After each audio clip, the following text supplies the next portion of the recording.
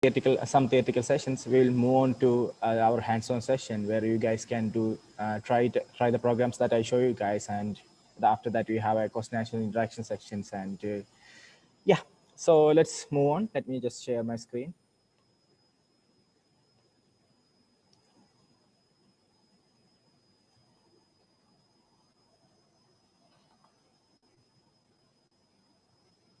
Okay, so I'll just turn off my camera. Okay.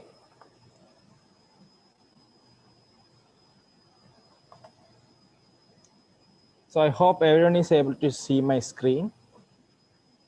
So today we will be learning about smart contracts, and in particular the Solidity programming language. So let's, without any delay, let's go ahead. So I'll just go through a simple introduction to the smart contract, and then we'll go to the Solidity language. So smart contract is simply just like other contract. It's simply a digital contract, and if you code the program it in a smart, intelligent way, then it will become a smart contract. So it helps you to exchange money, property, share, or tokenize an asset in a transparent and conflict-free way. And you, because smart contracts runs within the blockchain environment, and blockchain environment's main way is to decentralize the entire system, we will be able to avoid a service of the middleman.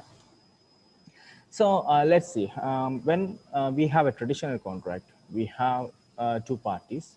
Then you have to type up, print out as normal contract, and then go notarize it and authorize it with some notary. A third party notary will be there to authorize that thing, and then you can begin the execution of that particular contract.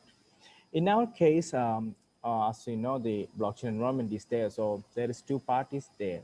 Then we move on and create a smart contract, and yeah, simply like that, just like that, everything is done within 1 or 2 minutes, and we can start the execution and act accordingly. So that's the difference between a traditional contract and smart contract. In case of a smart contract, we will be creating a contract, and the two parties have to sign the contract physically, then how to move on, and how to verify if the actions both parties take are according to the contract. In case of a smart contract, which is what digital, and you can just sign it digitally, and all the transactional actions that is going through this contract will be governed by the contract itself, so it will be enforcing all these rules, so you don't have to worry about all the details. Next, benefits of the smart contract, or like benefits of smart contract within the Ethereum network, is that you can enable direct dealing with customers. For example, you have a, you have a e-commerce site. So instead of currently what happening is that there will be a dealer, and the dealer will be registering the site, and he'll be posting bulk quantities of products in there. But here, if you implement a blockchain and smart contract, we'll be able to deal directly with whoever produced the product and just buy from there. So that will reduce the cost, and there are many benefits. You'll be able to customize. I mean, there are many benefits when buying from directly from the producer. And for the producer, he'll get a better price and a better feedback from the customers also.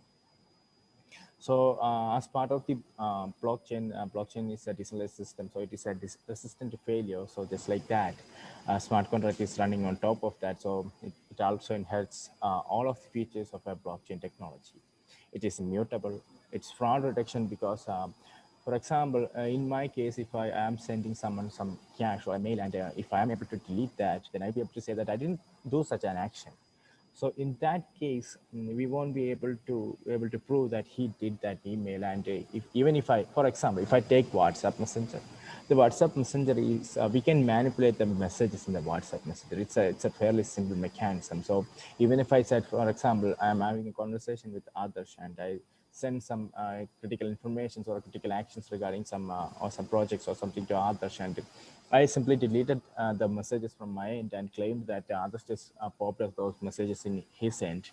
Um, in that case, the dispute might arise, and it will be very hard to resolve those disputes. But the feature of immutability provided by the blockchain will enable us to get all the transaction or all the actions that is done within the environment, and one will be able to claim such action has been happened. Cost efficiency, due to the fact that we can directly interact with the parties, and we will be able to enforce the actions that happens within the environment, rather than like we have simply a contract. In case of a normal contract, we simply have a contract, and we can hope that the other party will do according to the contract. But here we can enforce, so that will lead to cost efficiency and much more auditability. We have a record keeping. I mean, it's kind of a byproduct, because we already have an immutable storage. That means the all the records that, or the actions that happens within the blockchain network will be there forever. So you have a record keeping mechanism alongside it. So let's look at the smart contract in a technical aspect. So it's self-verifying, it's self-executing, and it's tamper-resistant. Um, Even though these are there, but if we say that it reduces malicious and accidental events, but if an error occurs from the user part, and it's not handled correctly, we might have an accidental event also. But the network, the Ethereum virtual machine actually has three key features to keep them running. So one of them is deterministic. The others are isolation and terminability. So determinism means that anything that happens in the blockchain we will be able to calculate the outcome, regardless of the input. I mean, if a state change, for example, Ethereum is a state machine, right? So if state change needs zero or more output, we'll be coding in a way that even if there is zero output or 100 outputs, zero input or 100 outputs, the output will always remain the same way. We will be able to predict how it will come. So that is determined. So we will be able to determine the outcome of a calculation without any complex maneuvers. So it is determined in technical aspect. And one more thing I like to emphasize over here is that smart contract is a simply name. The program or the developer will be the one who makes it the smarter one. So it's basically a blank slate. You can write anything over there.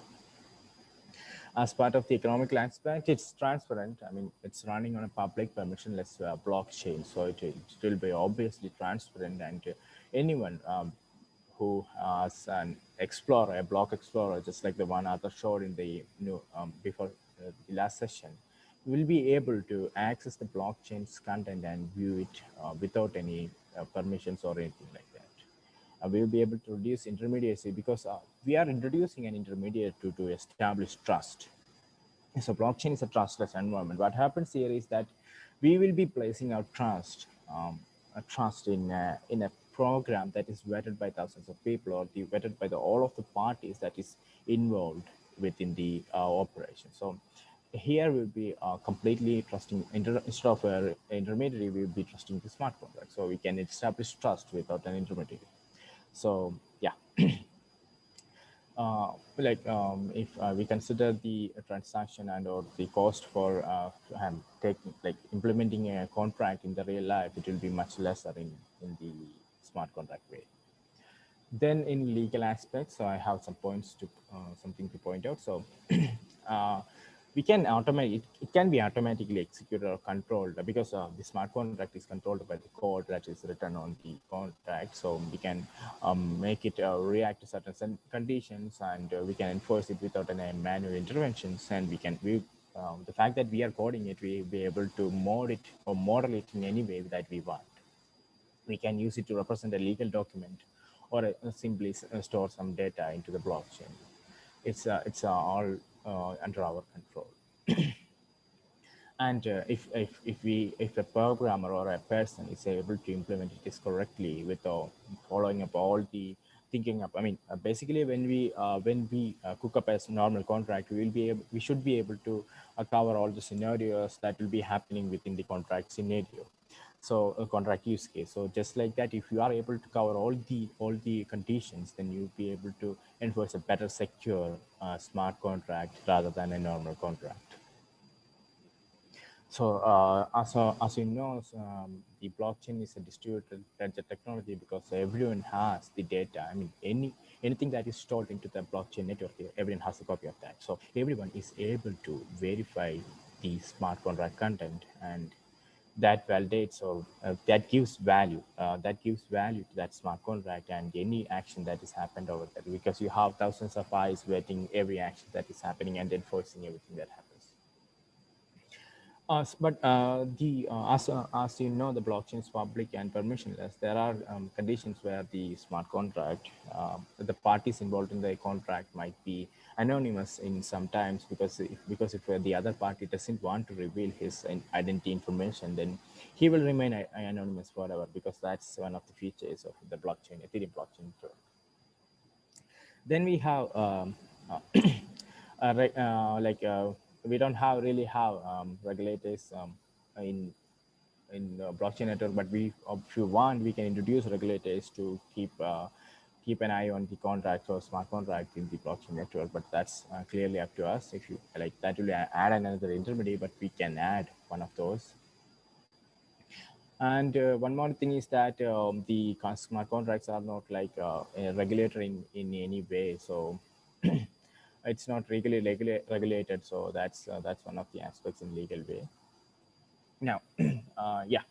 Now the limitations. So as far as we have seen the features and the technical aspects, the economical and legal aspects of a smart contract, just because it's a better way, that doesn't mean it doesn't have a limitation. Every technology will have a con and pro. So let's look at the limitations of a smart contract. So smart contract can only be enforced upon digital assets. So if you can't digitize an asset in the physical world, then you can't really enforce smart contract on that asset. So, or if you can't really digitalize a contract or scenario into the digital world, then you won't be able to enforce the smart contract upon it. So the next point is that blockchain network is decentralized. I mean, the public or the everyone in the network has a equal share of control, but it is not legally regulated. Anyone can like literally do anything, but the constraints are brought up by the contract, but it's not legally regulated or legally vetted or something like that. Interactions, just like I said before, you have to digitalize the assets. So interaction with the real world cannot be bound by the smart contract. For example, you are creating a multi-party system where you want to verify a college's real world identity. Then in that case, you have to go there and physically investigate the college's welfare and all those things, stuff related with the college. Otherwise, you won't be able to do that using a smart contract. You have to do that manually or in the physical world. Basically, the constraints within the smart contracts are some form of a condition, if or else, and we can't really implement any long, sophisticated implementation or variations. It's always some kind of a conditional formatting inside the smart contract. Okay, so that's all regarding the smart contract. So if you guys have any questions regarding those, then you can like take the questions, or I can move on to the Solidity developing language.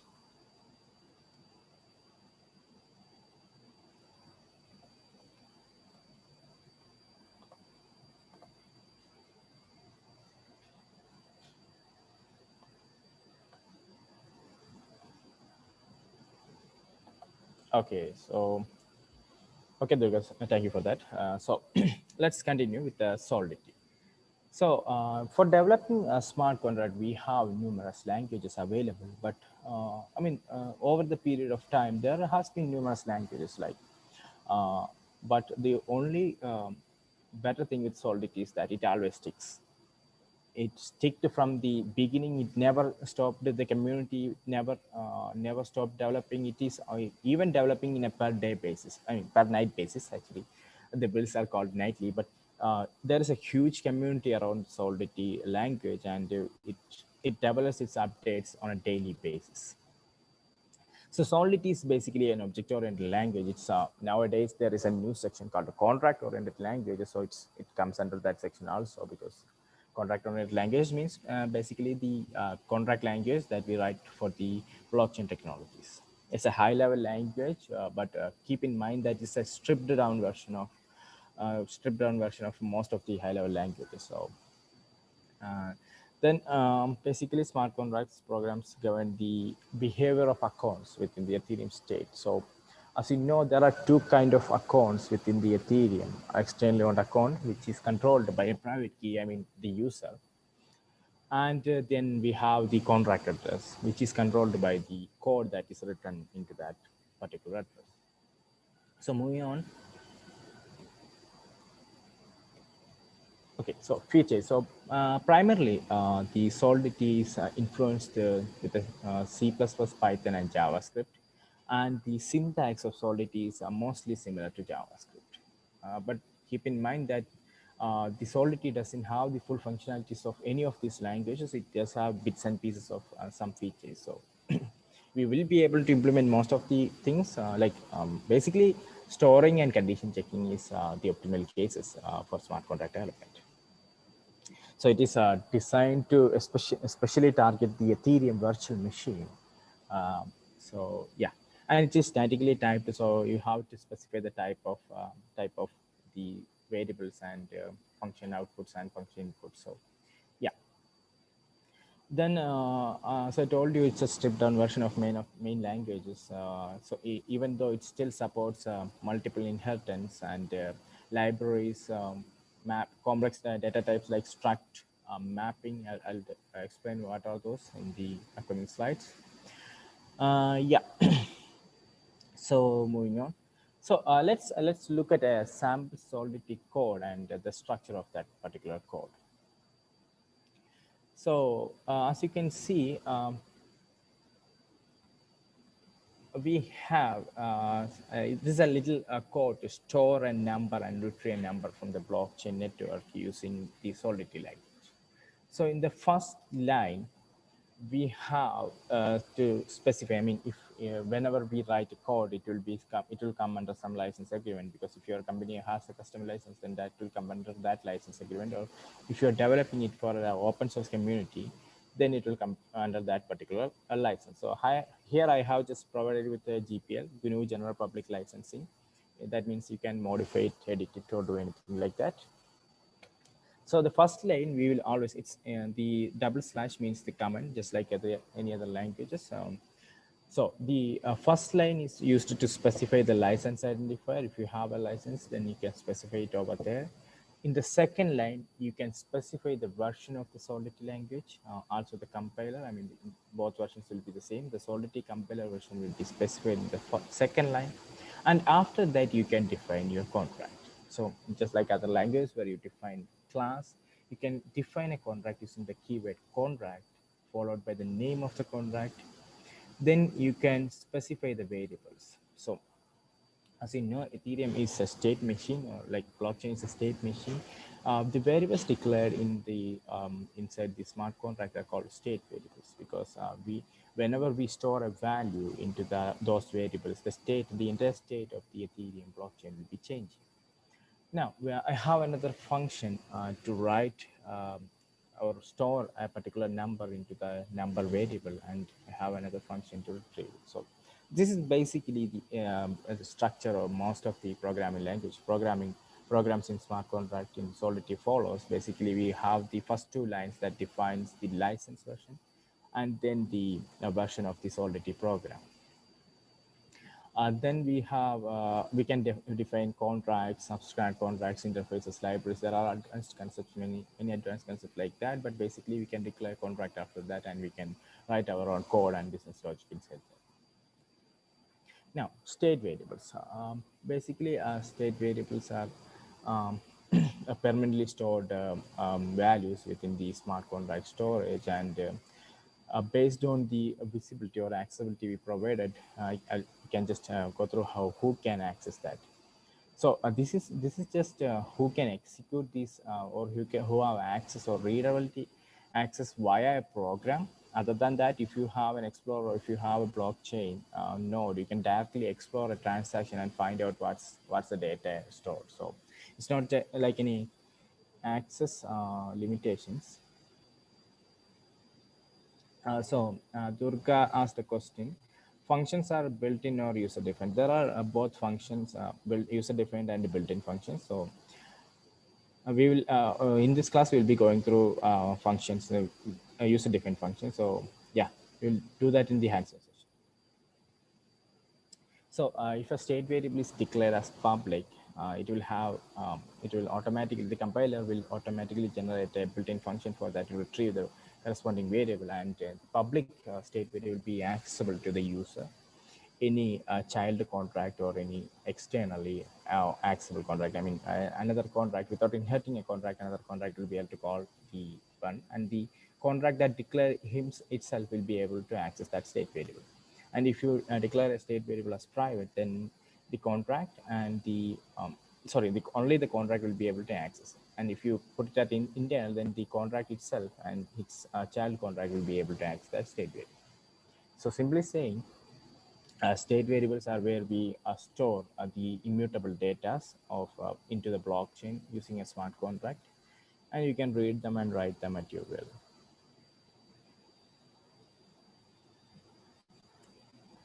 Okay, so these are the different state variables, types of state variables available in Solidity, or type of not only the state variables, type of variables available within Solidity language. We have Boolean to represent like two state, like binary states. For example, we can use Boolean to represent a door, state of a door, like true for it is open and false for it is closed.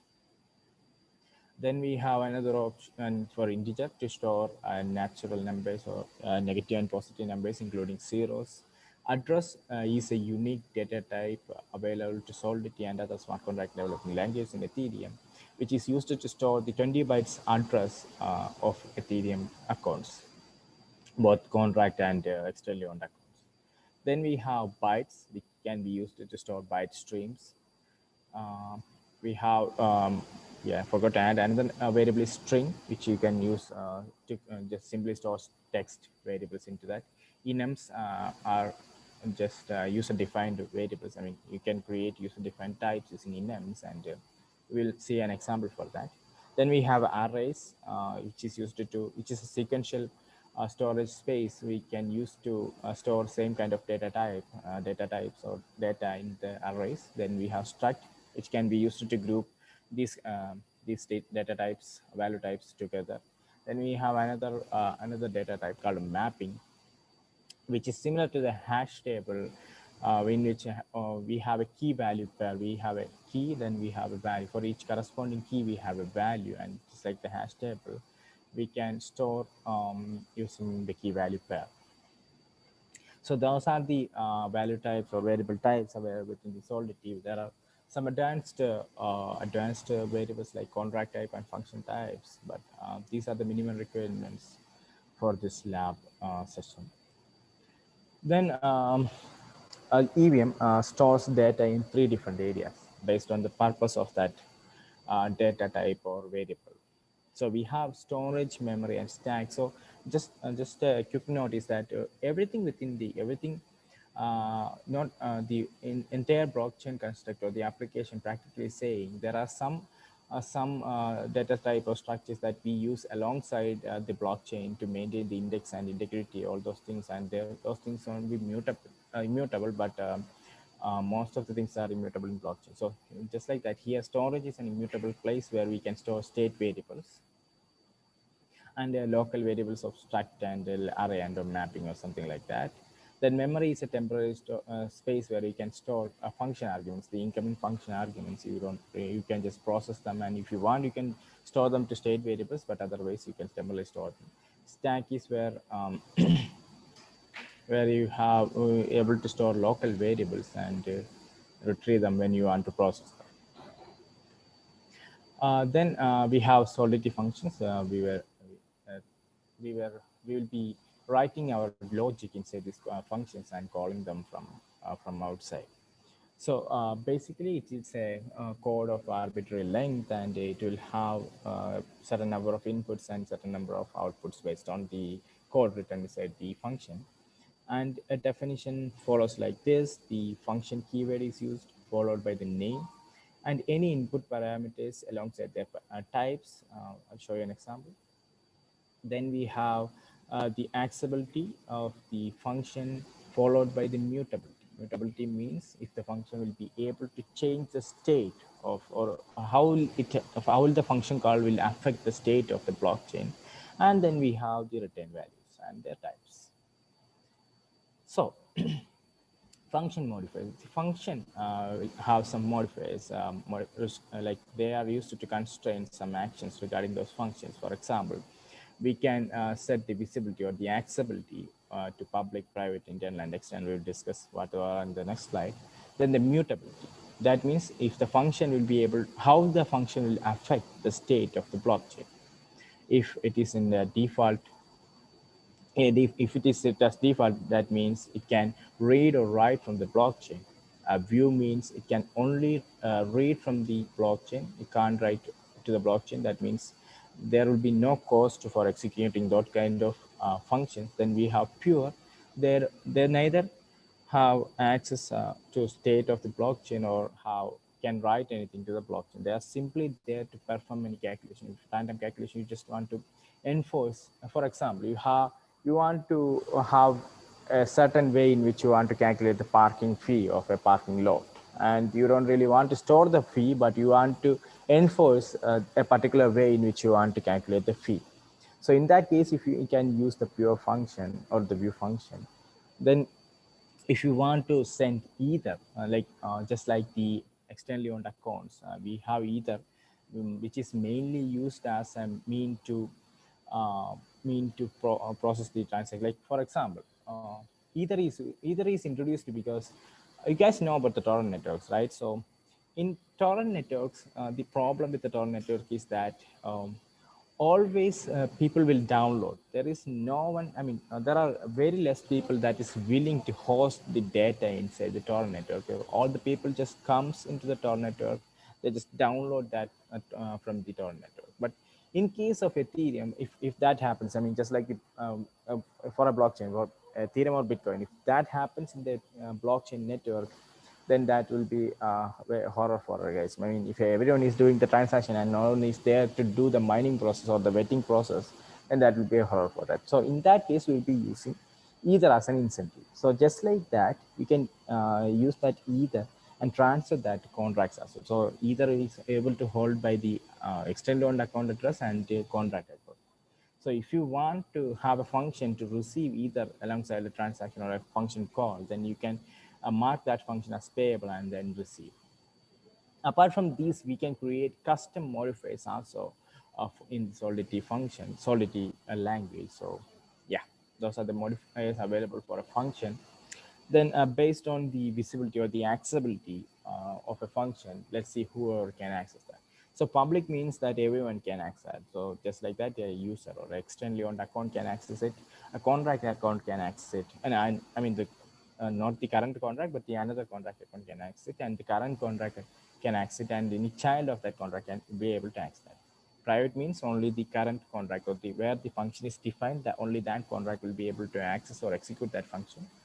Internal means the current contract and the derived contract, the child contract will be able to access it. And the external means the user and self and any external contract will be able to access it. It won't be available to the derived contracts. So let's move on. Just like other Solidity languages, sorry, not Solidity language, just like other languages, Solidity also have control structures to control the flow of execution within the function. We have if else, while, do while, entry control loop, exit control loop, for loop. Then we have just like other loop controls like break, continue, and return. Break will break the entire loop. I mean, if it's the same for while, do, or for loop, it will break and exit out immediately out of the loop if you call the break. And continue means you can just skip a loop, then we can return. So then lastly, it is the ternary operator is also available in Solidity. Ternary simply means that you have a condition, and if the condition is true, then you have a value, and if it is false, then you have another value. So these are the these are the main things. I mean, the basic things that are necessary with the Solidity language. So if you guys have any doubts regarding what we have discussed till now, then we can take it up, or we can just move on to the next topic.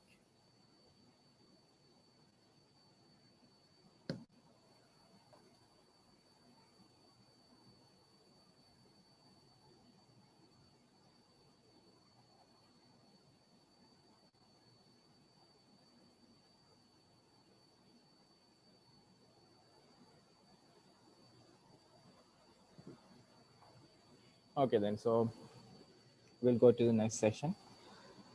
So this is just an overview of what will be the entire development phase of a smart contract in Solidity or any languages. Just to give you an introduction to this. So basically, we'll have the first step is to create an overall picture about what product you will be releasing and create a roadmap for that particular product. Then do an in-depth research, like usability research means you can say who will be the audience, and what is the existing system, what is the cons for the existing system, what will be the pro if we implement our new system, and what will be the pro if we have a blockchain, what will be the value that blockchain brings into the table. Then we can think about design of the smart contract, and they start doing that. And when we have a thorough picture of clear definition of the smart contract design, then we can start on to the development phase where we will be coding it out. Then we can manually test the contract, and then move on to automatic testing like unit testing. I mean, the most prominent testing available for smart contracts are unit testing.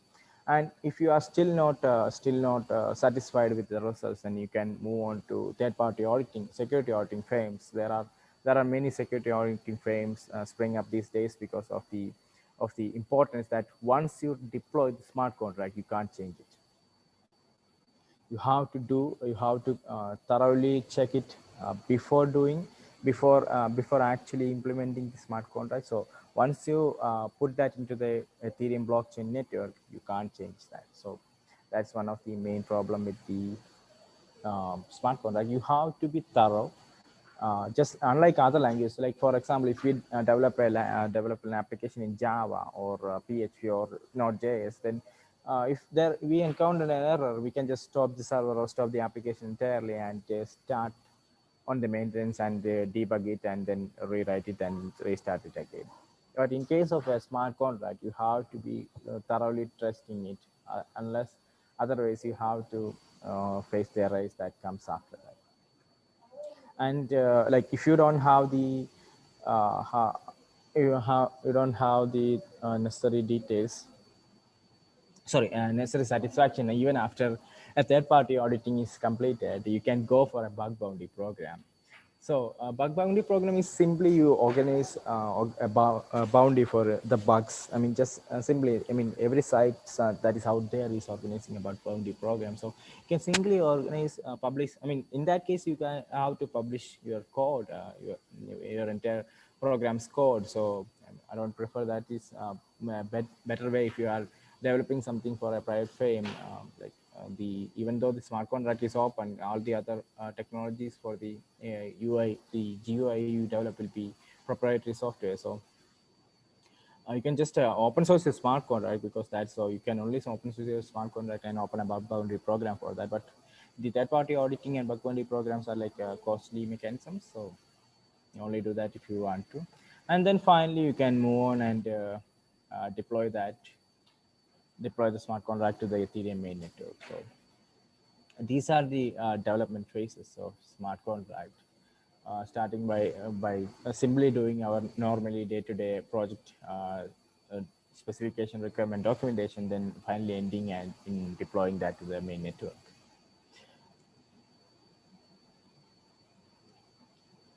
So then these are the deployment phase of Solidity. That's a made up word by me. So basically what happens, this is a simple concept. This is the development phase of the entire program. So what happens after we code our program?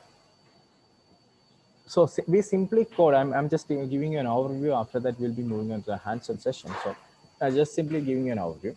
So we simply write the code. Then we compile the code using something called the Solc compiler, and it will it will provide with too many outputs, but the main outputs that we need to know about are the bytecodes and ABA, because within the Ethereum virtual machine, the smart contracts always reside as bytecode, because EVM can only execute the language that are near to machine code, machine understandable code. So and then the ABA are just a signature of the functions that are available within the smart contract. I mean, how we can call it, the name of the function, input, output parameters, and if anything else is related. Then after that, we deploy the bytecode to EVM, which will return us with an address which can be used to access the smart contract in later phase.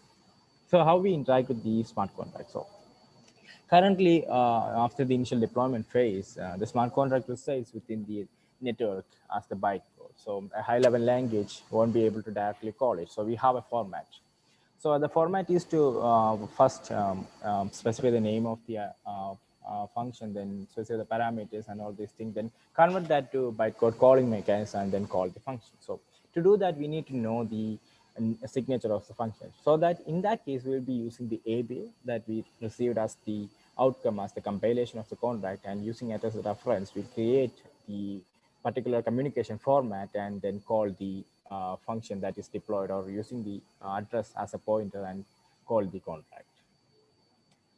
So further on, we'll be going into the hands-on session. So if you have guys have any doubts regarding the theory I just explained, you can go ahead and ask. Otherwise, we can just move on to the practical sessions.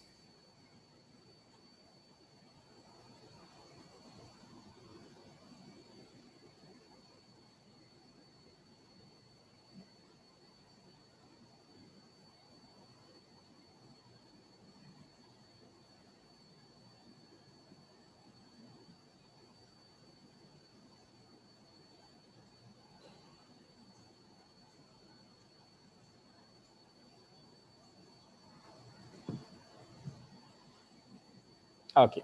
Okay, then thank you for that. Okay, then so let's go ahead and do the practical sessions. Yeah. So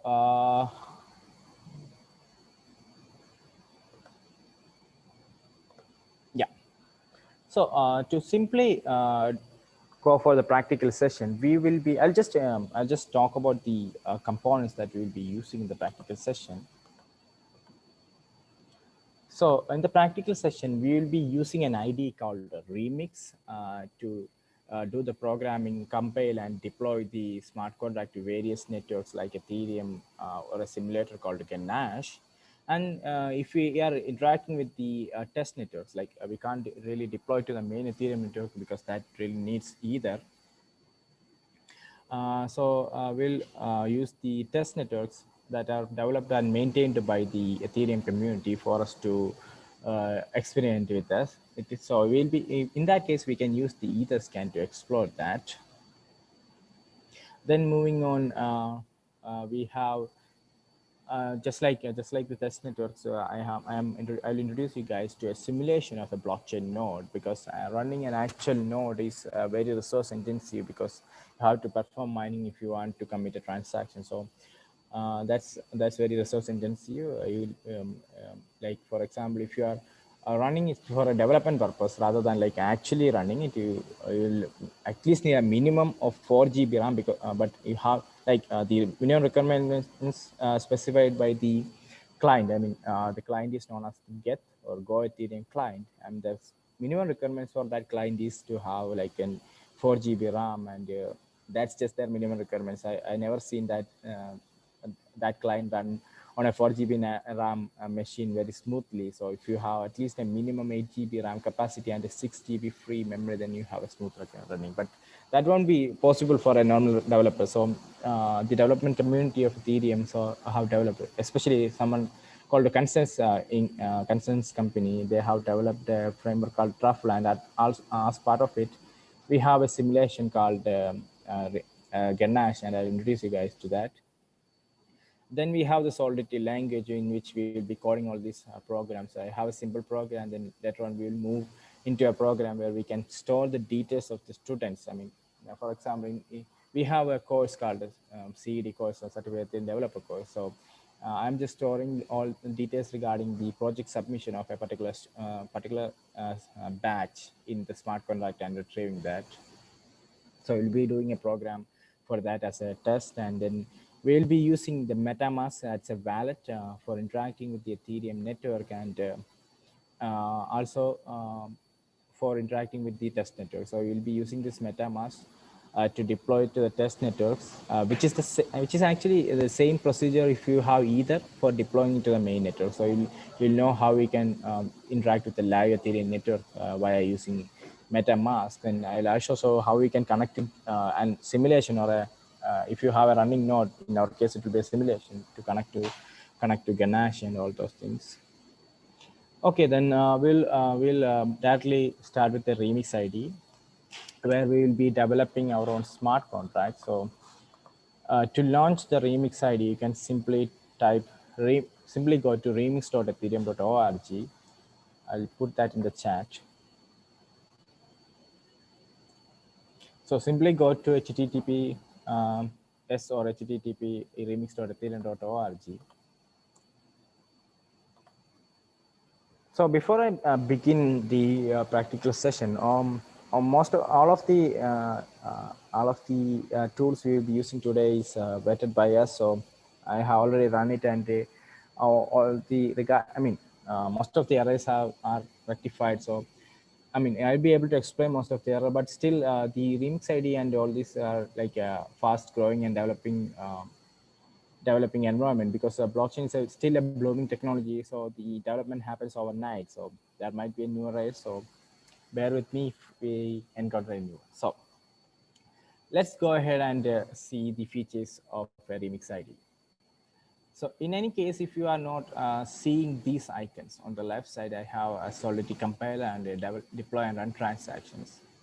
You can just click on this plugin managers. It's like a plug. So click on that, and in the bottom there somewhere you'll have something called deploy and run transactions Solidity compiler, and you can click activate on those components, because Remix treats these components as plugins. So if you don't already have those over here, then you can just simply go to this section and enable them, or you can just simply click on this Solidity button, then it will automatically enable these for you. Okay, so let's start with the file explorer of the Remix editor. As you know, Remix is an online IDE. I mean, you can host it on your computer if you download its source code and compile it and make it. But other than that, the easiest way to access Remix ID is to go to remix.ethereum.org. So it's an online ID basically. It uses the minimum requirement for using is that to have an up-to-date browser. In case of like any browser, just how to be up to date, because in older browsers there are some compatibility issues. So just to have an up-to-date browser. So let's see the file explorer section of Remix ID. As you can see, we already have some files over here. So these are some files or example files provided by the Remix developer, so that we can directly come into the browser and execute them and get ourselves familiarized with. So on the top, you can see there is a plus symbol. Using that, you can create a new file. So every Solidity file has an extension, and it is called .sol. So when creating a new file, you can, I'll just explain how we can create a Hello World program, compile it and deploy it on the on a simulation provided by Remix ID. So first, I'll just create a new file, Hello World. So you can either provide the Sol extension, or you can just omit it. But in that case, Remix ID will automatically add that extension, and you can just directly start the code. Okay, so I'll just copy the license identifier version. Okay. As every code, we have the first line as the license identifier, specifying the license identifier. It's as part of the latest addition to the Remix Solidity language. So now, after the version 7.0, you have to specify the license identifier. It's not mandatory. You'll just get a warning from the compiler. Otherwise, there is no problem. But it's always better to specify this. And next line, you have to specify the pragma or pragma, in whichever way you want to pronounce it. Solidity. Sir, 1 minute. From where did you get that license? We are not able to catch up. Oh, I just, you can just type it like that. I just go, oh yeah, I just increase the license. Yeah. Yeah, thank you. Okay, so I'll just put that in the chat you also. You can share that in the chat window. Yeah, yeah. Just share that line.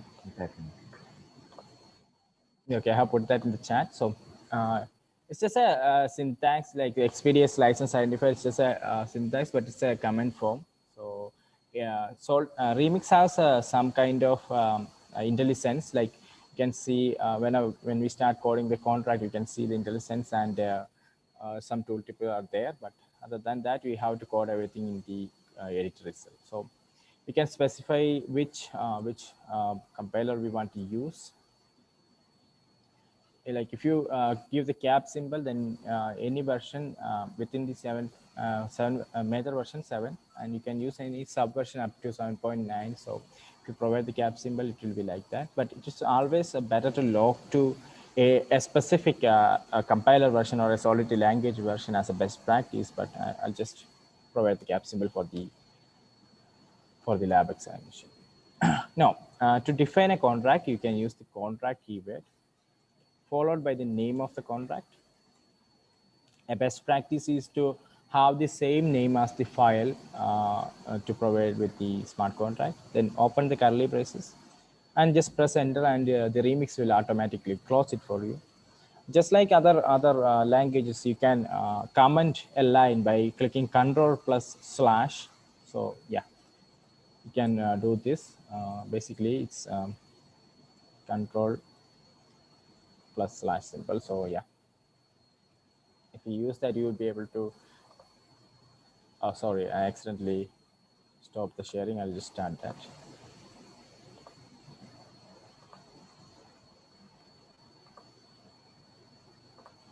Okay, so using this shortcut, you will be able to comment and uncomment if you want to. So yeah, let's move ahead and declare a state variable of the type string. So to declare a variable in Solidity, you have to first define the type, then followed by the name. So I'll just store a message. Let me just store a message. And you can allocate it. I mean, at the time of declaration, you can allocate it a value. So I'll just say hello world.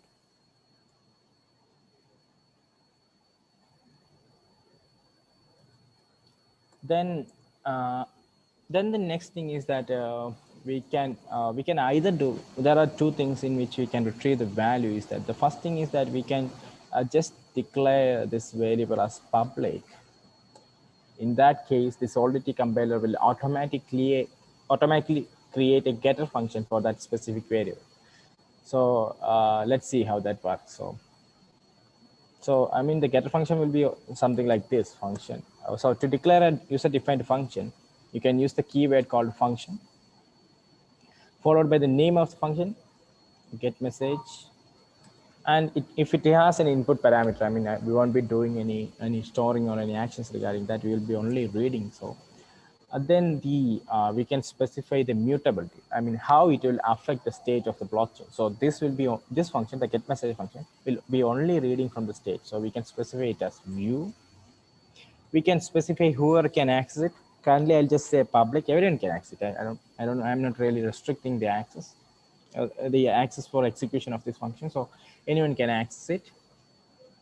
So it is public, and we can specify the output of the function. We have to specify the types. In Solidity, it's a statically typed language. So we have to specify the output of the function, types of the output. So you can start it with the key using the keyword called retains, open a parenthesis, and then inside that you can specify what will be the output. So in our case, we will be returning this message state variable. So it is of the type string, right? So you can specify string. Then in Solidity, it's one of the addition. If we are using a dynamic variable, because in case of string, we can really specify the size of the string. So we'll be using the keyword memory to specify that it's a dynamic variable. Then open a curly braces, press enter and close it. And we can use the return keyword to specify the value you want to return. In any case, if you have multiple values you want to return, you can just put it in a parenthesis and give them in a comma separated way. And just like over here, you can specify what are the return types, data types. So that is in case of a multiple data type return function. We'll be seeing that also. So let's go ahead and see if I have any. I mean, I already written the code, right? There's So one doubt. yeah. So one doubt. Tell me. What's the need of the string memory as a returns string memory? What is that? What's the need of that?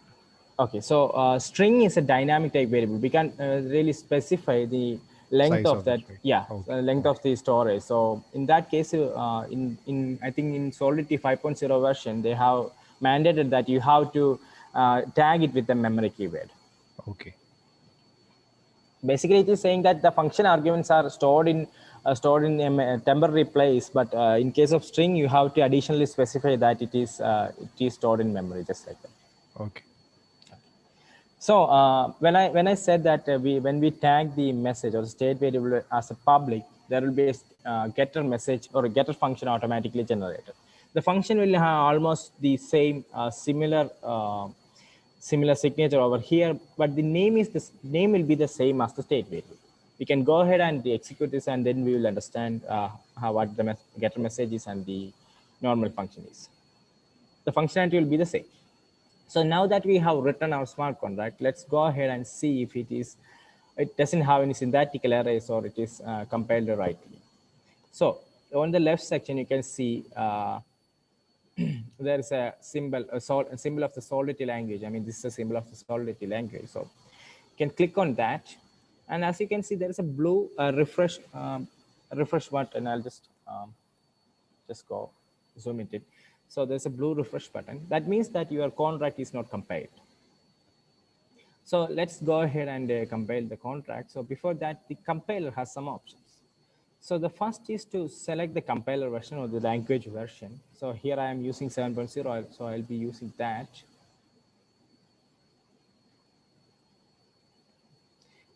Then we have, if you want to include nightly builds, as I said, the updation of the Solidity contract comes in a nightly basis. So they call the alpha or beta builds nightly. And if you include the nightly builds, you can see. Okay, so yeah. Solidity the remix ID sometimes gets stuck. So yeah. So as you can see, it is developed on a nightly basis. So and not as frequent, but they push the latest editions over here, and you'll be able to use the latest cutting edge Solidity technologies also. I mean, there are not very much difference, but they'll be correcting some simple errors. But the ones named as nightly are the alpha builds. The ones named as commit are the stable versions of that particular version. So we won't be using the nightly builds. We'll be using the commit version. Then we can go ahead and select Solidity. The language we will be using Solidity. Then we can go ahead and, I mean, over the history, we have different updations or different evolution that happened to the Ethereum blockchain network. So if you want to compare your contract for a particular version of that evolution, then you can select that one. I mean, like if you want to go for the first version, you can go for that. But if we'll use the latest one, that is the default version.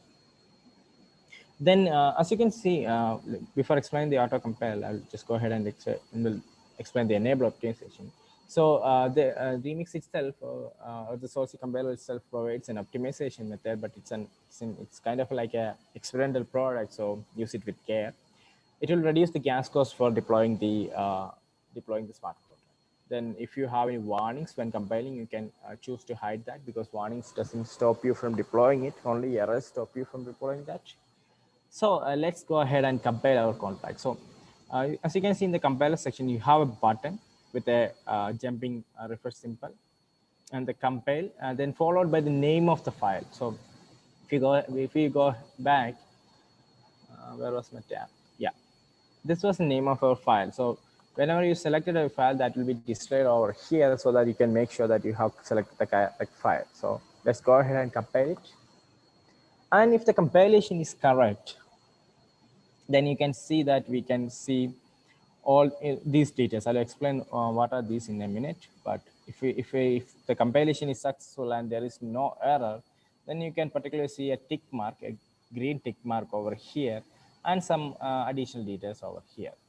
Now, going back to the auto-compile option, if you have enabled the auto-compile option and you change anything on the editor, the remix will automatically pick that up and compile it and show you the error. So basically here I have removed a semicolon and it is saying that it expected a semicolon and it didn't receive, it got a curly braces. So you will have a quick time on the compilation.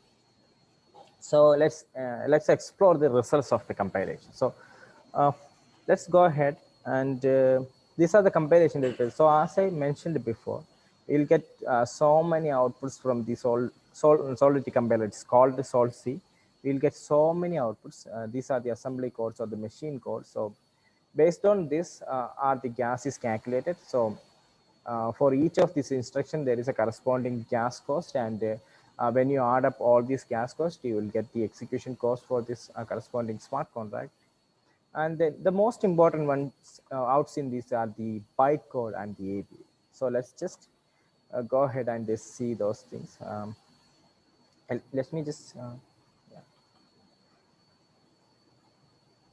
yeah, I'll give you in a better way. Actually, I mean, I'll just okay, I'll just put it over there, but we have a better way also.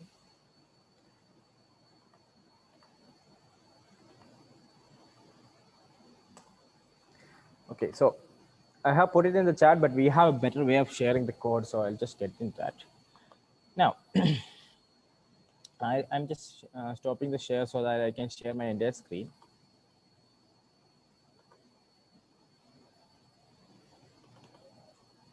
So hope you guys are able to see it. So let's see how the bytecode looks. I mean, we won't be able to understand the bytecode because it's in machine language. So I'll just. So this will be the bytecode, and using these objects and opcode, we'll be deploying them into the EVM, and this will be the typical bytecode will look like. So it's basically machine operable codes and machine codes. So by in hexadecimal form and in assembly language form. So yeah, these will be able to execute by the EVM. So let's see how the AB looks like. So AB is a key value pair. I mean, it's a JSON formatted string, and you can see it will always list all the function, the signature of the function. So you can see there are two functions. That is because we have set the state variable as public. That means the compiler will automatically generate a getter function for that. So the signature for the getter function and the function get message that we developed will be available here. Mostly this will be listing the external and publicly be available. I mean, the visibility should be either public or external. Other functions won't be displayed over here. So let's go ahead and see. So basically it will be the signature of the function, and using this we will be able to construct the call data for invoking that particular function. So basically it is saying that if the function has any inputs, if had any inputs, it will be specified over there. The name of the function, get message. It's describing about the first, this function.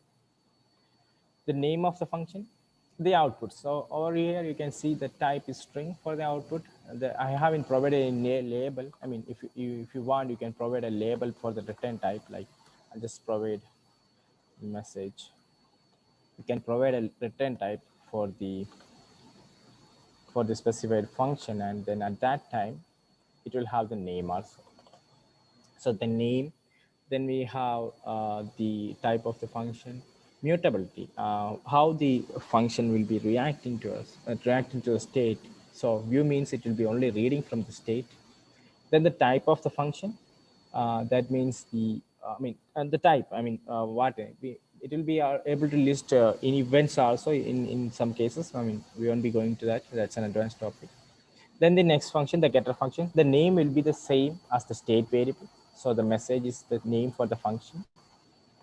The output type and everything else will be the same. So as you can see, instead except the name, everything else is same for the getter function also. So that's how the bytecode and the ABA looks like. Yeah. So lastly, there are two options: the IPFS and the SWARM. You can publish to IPFS and SWARM. Let's see. I'll just briefly explain about the SWARM and IPFS. They are not like on the context of the session, but I'll just say them. SWARM and IPFS are some two distributed storage systems, right? that comes complements with the blockchain, sometimes with the app development also. So SOM, it is another layer. I mean, it's an application that is developed to run alongside an Ethereum network. So it runs. You should already have an Ethereum node set up to run the SOM networks. I mean, to run a SOM node. And on case of IPFS, it's a much better alternative.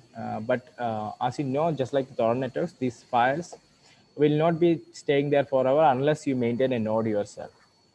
So if you want to share your source code to a colleague, or in our case, if I want to share the data to you guys, I can just simply publish that to IPFS. So click the button publish on IPFS. So upon completely, successfully doing that transaction, it will return some details to us. So the metadata will contain all the compilation outputs, and the hello world solve will be the source code. So you can just simply copy this this partial URL. I mean, this is just a partial URL. You have to complete it, and go to another tab and type ipfs.io. That is the main site for accessing the IPFS main network. I mean, if you can go directly there, you can download and see how it works. All those things are available here if you want to go. So if you want, after that, just paste the link that we just copied. I mean, it's a partial URL, so you have to complete that, and just simply entering. Yeah, so sometimes storing to IPv6 something. Yeah, so it is completed. So yeah, you can simply go to this location. I'll just put that in the chat also. You can simply go to this location to obtain the source code. So like this, I mean, IPv6 and SOM is just simply, I mean, it's not a blockchain, it's simply a distributed storage system. So using that, we will be able to store, transmit these data alongside PAs or colleagues, or to send someone. So one thing is that this is not a permanent storage. It might be deleted after 2 days or 30 days if someone is not maintaining that.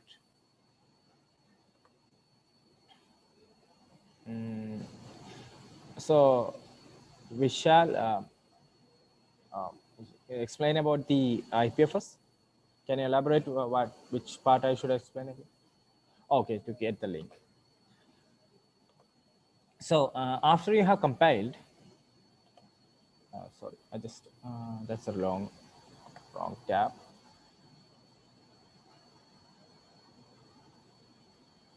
Yeah. After you have compiled it, you have some options below the Solidity compiler. So there you have an option called publish on IPFS. So just simply click that. And after it is successfully completed, you can copy the link. I mean, as you can see under the hello.sol, you can just simply copy it. And then it's actually a partial link. So then go to another tab, then type ipfs.io, and then paste that partial URL. So I just need to remove this extra slash. And yeah, that's how you get the link.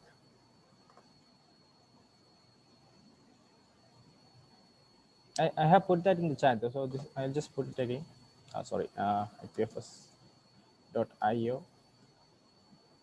Yeah. Okay, I forgot to put the HTTP in the front, so that won't be displayed as a link. So yeah, this is a link to the code. You guys can directly go there.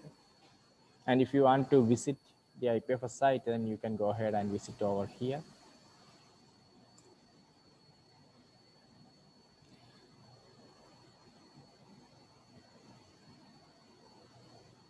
Oh, sorry. I think I kind of like sending these messages privately to Sandeep sir. I'm sorry, guys. I didn't see that. So sorry about that.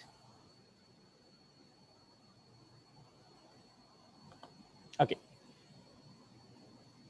So that's how we can share these details to your colleague or anyone else like that. Yeah. So let's after that, we have successfully compiled our code. I'll just revert it back to the normal size. So successfully compiled our code. We can move on and deploy it to a blockchain simulation.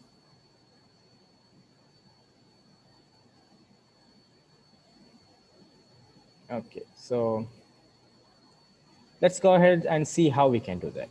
For the first example, we'll be using a simulation provided by the Remix ID called JavaScript VM. Do not confuse it with the JVM, Java Virtual Machine. It's a simple virtual machine of the simulation of the node. Nothing too fancy like Ganache or something like that. So over the left side, you have an icon that has a symbol of Ethereum alongside an arrow. So it's called a deploy and run transaction tab. Go to that tab, and there also we have some settings. Let's go through them one by one. So here you have the first option is to select the environment. So yeah, the JavaScript VM, injected Web3 and Web3 product. These are the three options that we have. So let's see what are those. The first one is JavaScript VM.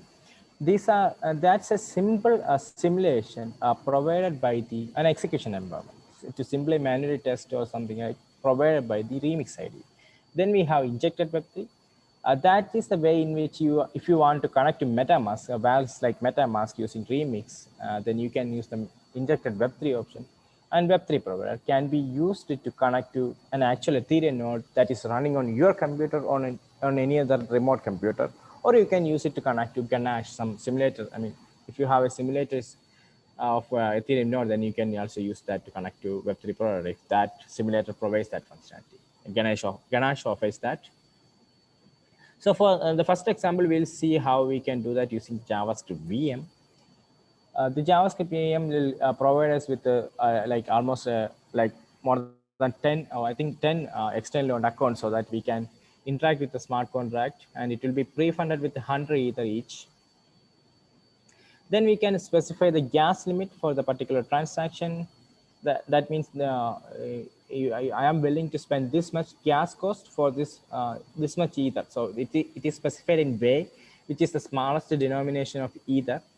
So I am willing to spend this much of gas or way for executing the following particular transaction. I'm not going to spend an additional penny on this. So you can specify that here. And if you want to send Ether to the contract alongside a transaction, then you can specify it over here. You can either specify it in way, giveaway, penny, or Ether. Then to make sure that you have compiled the contract, the compiled contract will be shown over here. In case if you have multiple contracts, like for example, multiple contracts in the same file, then that will be listed over here also. So you can choose which contract you want to deploy. So in our case, it will be hello world. I'll just remove this. You don't really need that. So deploy the hello world. At the same time, you can also use the publish to IPFS option. It's the same as this option. So nothing changes there. Then deploy. You can just simply deploy the contract. And if everything goes all right, on the right side in the bottom, you can see there is a logging mechanism.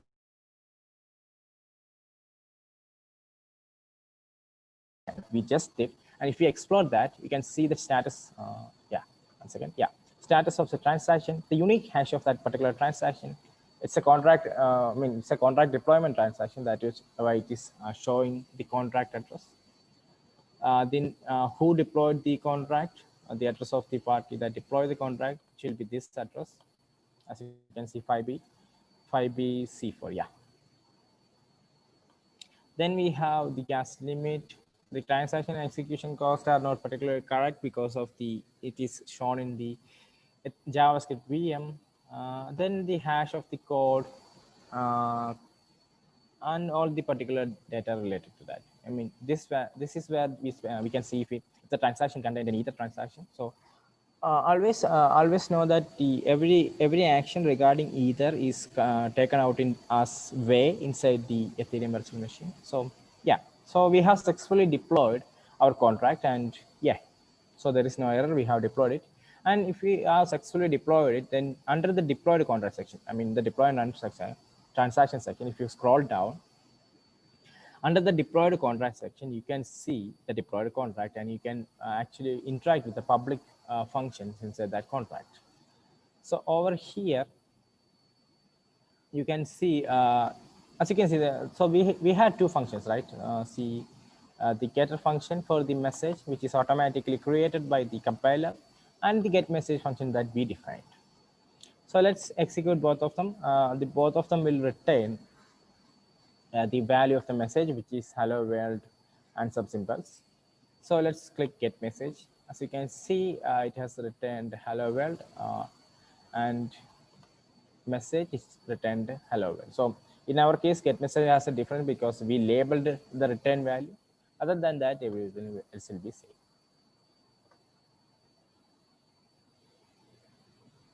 You just so I have a query in the chat. He's not able to see the deploy function.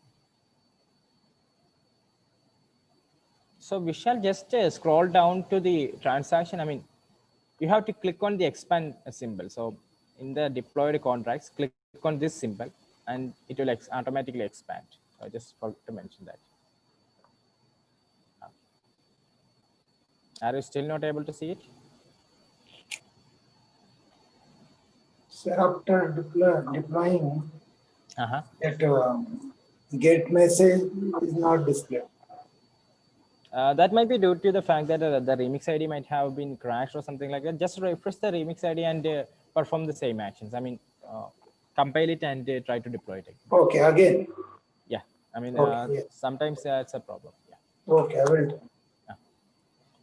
So guys, the remix, I mean, if you have a good performing machines like 8 GB RAM, then you can directly go ahead and install Docker. And I mean, the safest or the easiest way to install a remix locally is to use the Docker container versions. You can do that by simply going to remix GitHub. If you want to host the remix ID on your, sorry, this is the wrong one. On your local computer, you can just go to this location, this site, and under the okay, that's too much scrolling speed. Yeah, so if you want to, you can either directly use the environment and then directly install it, but the better way is to use the Docker. It's a containerization mechanism. You can directly pull and host over here. So if you want to pursue this further, you can use this as a reference, and at that time, these kind of errors might be very less. So yeah, now let's go ahead and try with another program. In this program, we will be storing a number and retrieving that number. So this is one of the default programs provided by the Remix ID. I just removed the comments inside that. Sir, can you explain us deploying in MetaMask? Yeah, I mean, it will be, it is part of the session. It will be coming up in next, in the afternoon session actually. Oh, thank you. So yeah, I mean, we'll be exploring all of these environment. I mean, we have 3 environments, right? We'll be exploring how we can connect using all of these 3 environments, but that will be in the afternoon section. So in this session, we'll be like ending with the JavaScript VM. So yeah, I'll just also one more time demonstrate how we can do this. First, code your program. So this program is about a function called storage. We have a state variable of the type uint. This is what I have mentioned. So in uint, we can specify uint 256, like starting from 8, uint 8 to uint 256 with a step increment of 8, and you can specify how much number or space of a specific variable. For other variables, it is also possible. But for string bytes, some other dynamic variables, it's not possible. So those kind of variables has to be marked with memory when passing as a function argument. So here I have a function called store, which intakes a uint variable called num, and I am storing that variable to the number state variable, and I am using another function to retrieve that particular variable. So after you have written your code, you can go directly to the compiler tab, configure your settings, and then compile it. And if the compilation is successful, you can see all the details. You can see the API details and bytecodes.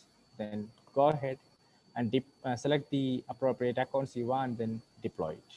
And under the deployed section, you can see all the details. You can store a number. I mean, in case if the function has an input and it is of the this is the default mutability function. In case of default, we won't be using any keywords to annote that, but this is the default immutability function. So in that case, Remix will differentiate it by using colors.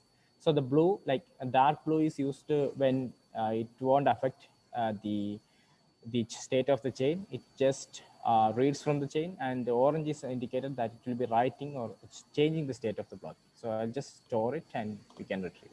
So this is how we simply do a smart contract. We can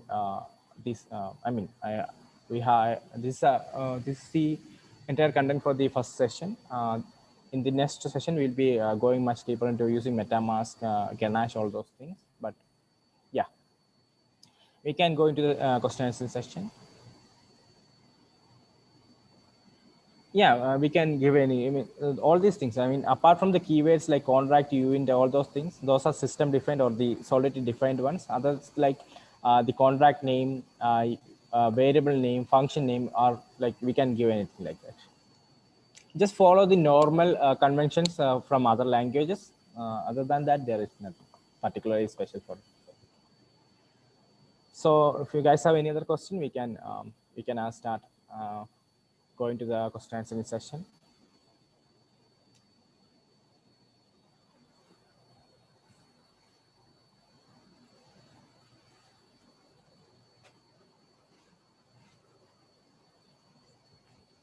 Okay, so in the afternoon, okay, Vishen asked about the gas limit. So I'll just simply explain it. So gas limit means the limit of there are two kind of gas limits actually. There are gas limit for a transaction. I mean, as you know, the one of the main feature of the EVM is isolation. Sorry, terminability. That means you should be able to terminate any process that is happening within the EVM. And to implement that, we have something called either, and for any process, there will be a corresponding either value. I mean, it is always specified in way. So there, for example, add operation will have like three gas, and pop operation will have four values. So something like that. So in this kind of things, you have a particular operation. When performing a particular operation, the ether will be consumed, and you can specify how much ether for that particular action or particular transaction you can consume. So that is the gas.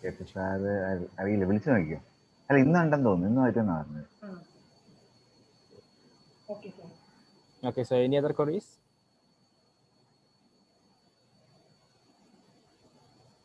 Okay, then thank you for your patience. We can in the afternoon session we can start exploring MetaMask and Ganache, and how the interaction between the Remix, Ganache, MetaMask, or MetaMask, Ganache, and all those works out. Okay. So we'll come back. Sir, one question. Okay. Yes, tell me. So, can you tell me the difference between this, what we have done with the Remix, and what is the difference with the MetaMask? I mean, the actions will be the same. I mean, coding will be the same. MetaMask is a wallet, a light wallet, which can be used to communicate with the Ethereum network. It's two different components. Okay. I will show you it in the afternoon session, then it will be clearer. Okay, sir. Okay, sir. Thank you.